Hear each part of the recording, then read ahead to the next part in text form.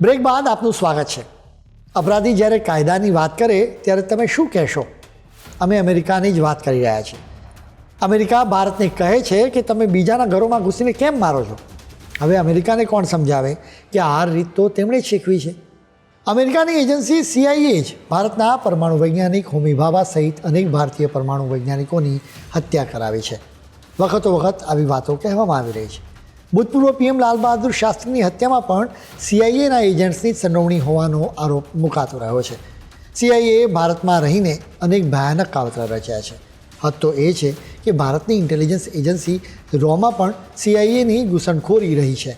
સ્વાભાવિક રીતે જેનો ખુલાસો થતાં જ ભારતે કાઉન્ટર ઇન્ટેલિજન્સ ઓપરેશન્સ ચલાવ્યા, જેના કારણે પણ આ જ ઇન્ટેલિજન્સ એજન્સીઓને ભારતની સામે વાંધો છે। CIA 10 વર્ષ પહેલાં ભારતીય ઇન્ટેલિજન્સ એજન્સીઓમાં કેવી રીતે ઘૂસણખોરી કરતું હતું એનો આંખ ઉગાડનારો કિસ્સો જાણવા જેવો છે। વાત ભારતના એક જાસૂસની છે। જાસૂસ તરીકે કામ કરવાના ચોક્કસ કાયદા હોય છે। ઇન્ટેલિજન્સ એજન્સીઓમાં એક એજન્ટ બીજા એજન્ટની સાથે પોતાના કામ વિશે વાતચીત ક્યારેય નથી કરતો, એ માત્ર પોતાના હેન્ડલરની સાથે જ વાત કરે છે। એ જ રીતે એક હેન્ડલર બીજા કોઈના એજન્ટની સાથે વાત ન કરી શકે, એટલે કે એક રીતે પોતાના કામને સિક્રેટ રાખવાની શક્ય તમામ કોશિશ થતી રહેતી હોય છે। એટલે જ કોઈ વધારે જાણકારી મેળવે તો સ્વાભાવિક રીતે શંકા થાય। એજન્ટ ડબલ એજન્ટ બની જાય એવો ખતરો હોય છે, એટલે જ દુશ્મનની સાથે મળી શકે છે। આ સાચી કહાની 2003-04ની છે। ભારતની ઇન્ટેલિજન્સ એજન્સી રોમાં કાઉન્ટર ઇન્ટેલિજન્સ ઓપરેશન શરૂ કરવામાં આવ્યું હતું, એટલે કે રોની અંદર રહીને રોની જાસૂસી કરનારને પકડવાનો હતો।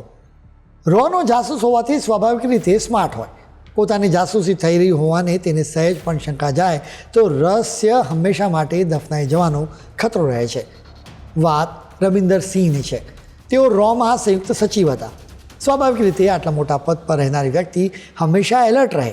રવિન્દર ડબલ એજન્ટ હોવાની શંકા થઈ, જેનું કારણ એ હતું કે તેમને જરૂરી ના હોય એવી જાણકારી તેઓ પૂછી રહ્યા હતા, એટલે જ તેમના પર નજર રાખવામાં આવી। થોડાક દિવસ નજર રાખવામાં આવી તો ખબર પડી કે તેઓ દસ્તાવેજોની ફોટોકોપી ખૂબ કરાવે છે। રવિન્દરની પાછળ જાસૂસ ગોઠવવામાં આવ્યા। દર 2 કલાકે જાસૂસ બદલાઈ જાય, જેથી રવિન્દરને શંકા ન થાય। રવિન્દરની કેબિનમાં પંખામાં પણ છુપા કેમેરા મૂકવામાં આવ્યા। તરત જ રોને પુરાવા મળવા લાગ્યા।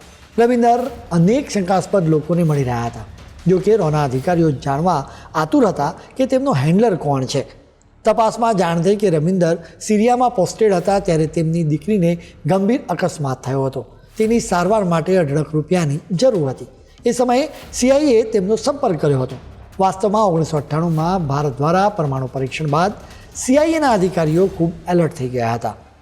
CIA ભારતની અંદરથી તમામ માહિતી મેળવવા ઈચ્છે છે। હવે આ જ નેટવર્કને ડોભાલ અને ગોયલે તોડી નાખ્યું છે, એટલે જ 5 આઈઝ સંગઠન અકળાયું છે। ફરી વાત રવિન્દરની કરીશું। CIAએ રવિન્દરને 1.5 લાખ રૂપિયા આપ્યા હતા। વિદેશથી ભારતમાં પાછા ફર્યા ત્યારે તેઓ ડબલ એજન્ટ બની ચૂક્યા હતા। 1982-83માં એક ક્લાર્કે ભારતના મિસાઇલ્સ પ્રોગ્રામ વિશે સંવેદનશીલ માહિતી લીક કરી હતી। જો કે રવિન્દર સિંહ તો ખાસા ઊંચા પદે હતા, એટલે દેશને મોટું નુકસાન કરી શકે એમ હતા, એટલે નજર રાખવી જરૂરી હતી। તેમના ઘરે ફળ અને શાકભાજી વેચનારા પણ રોના જ એજન્ટ્સ હતા। એક દિવસ રોના અધિકારીઓને ખબર પડી કે રવિન્દર સિંહ ઓફિસમાંથી અનેક દસ્તાવેજો બેગમાં ભરીને લઈ જઈ રહ્યા છે। તરત જ ઓફિસના દરવાજા બંધ કરી દેવામાં આવ્યા।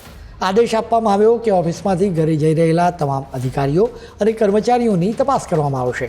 રવિન્દરને સમજાઈ ગયું કે તેમના પર રોના અધિકારીઓને શંકા થઈ ગઈ છે। એક એજન્ટ્સની ભૂલના કારણે આખો મામલો રફે દફે થઈ ગયો। આ એજન્ટે વાતમાં રવિન્દરને કહી દીધું કે કદાચ આપણી એજન્સીમાં કોઈ ડબલ એજન્ટ છે અને બહુ જલ્દી તે પકડાઈ જશે। સ્વાભાવિક રીતે રવિન્દર એલર્ટ થઈ ગયા, એટલે તેમની પાસેથી દસ્તાવેજો ન મળ્યા।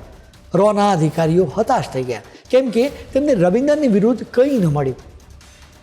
હવે રવિન્દરને બચાવવા CIA મેદાને આવી। રવિન્દરે વાત ફેલાવી કે તેની તબિયત ખરાબ છે, એટલા માટે તે ઘરે જ છે। એક દિવસ ઓચિંતા તેઓ દિલ્હી જવા નીકળી ગયા। જો કે તેમણે CIAની મદદથી અફવા ફેલાવી કે તેઓ ચેન્નઈ તરફ ભાગી ગયા છે। રોનું ધ્યાન દક્ષિણ ભારત પર ગયું।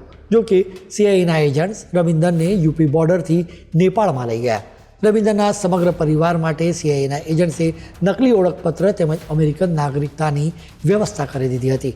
નેપાળ પહોંચ્યા બાદ રવિન્દરના પરિવારની સાથે કાઠમંડુમાં અમેરિકન દૂતાવાસનો અધિકારી હતો, એટલે નેપાળમાંથી અમેરિકા જતાં કોઈએ તેમને ન રોક્યા. રવિન્દર હવે અમેરિકા પહોંચી ગયા હતા, જેના પછી તપાસમાં બહાર આવ્યું કે તેઓ ઓફિસથી સિક્રેટ ડોક્યુમેન્ટ્સને ઘરે લઈ જતા હતા. CIA પાસે મળેલા હાઈ પાવર કેમેરાથી ફોટોગ્રાફ્સ ક્લિક કરતા હતા, એક હાર્ડ ડિસ્કમાં એને સ્ટોર કરતા હતા અને સિક્યોર મેલથી હેન્ડલરને મોકલતા હતા. બાદમાં હાર્ડ ડિસ્ક અને લેપટોપથી ફાઇલ ડિલીટ કરી દેવામાં આવતી હતી. તેમણે આ રીતે 20,000 કાગળોને અમેરિકા મોકલ્યા હતા. રવિન્દર અમેરિકન એજન્ટ્સને મળવા માટે વારંવાર કાઠમંડુ જતા રહેતા હતા. CIA રવિન્દર જેવા અનેક જાસૂસોને ભારતની એજન્સીઓમાં મૂક્યા હતા. CIA ખાસ કરીને મોરારજી દેસાઈ અને રાજીવ ગાંધી PM હતા ત્યારે ભારતમાં ખૂબ એક્ટિવ હતી. એ સમયે આ અમેરિકન એજન્સીએ ભારતના કેટલાક પત્રકારોનો પોતાના એજન્ડા માટે ઉપયોગ પણ કર્યો હતો. કેટલાક અખબારોને CIA પ્રિન્ટિંગ મશીન પણ પૂરા પાડ્યા હોવાનો આરોપ મૂકવામાં આવ્યો છે. ભારતમાં CIAના એજન્ટ્સની સક્રિયતાનો ખ્યાલ એક હકીકતથી સારી રીતે આવે છે. 1991માં ભૂતપૂર્વ PM રાજીવ ગાંધીની હત્યા થઈ હતી, જેના 5 વર્ષ પહેલાં જ CIAના એજન્ટ્સે એ મામલે એક રિપોર્ટ તૈયાર કર્યો હતો.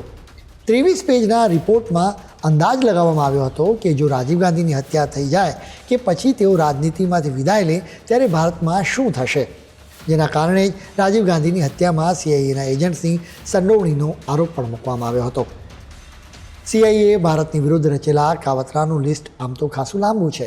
હવે ભારત પોતાના હિતની વાત કરે છે ત્યારે CIA અને ફાઇવ આઈઝમાં સામેલ અન્ય દેશોની ઇન્ટેલિજન્સ એજન્સીઓને વાંધો પડ્યો છે. જ્યાં સુધી ડોભાલ જેવા અધિકારીઓ છે ત્યાં સુધી ચોક્કસ જ ભારત ડર્યા વિના ફાઇવ આઈઝની સાથે આંખોથી આંખ મિલાવીને વાત કરશે. હવે અમે તમને જણાવીશું કે આ ફાઇવ આઈઝ સંગઠનની ક્યારે અને કેવી રીતે રચના થઈ અને એ કેવી રીતે કામ કરે છે. પરંતુ અત્યારે સમય છે વધુ એક બ્રેકનો.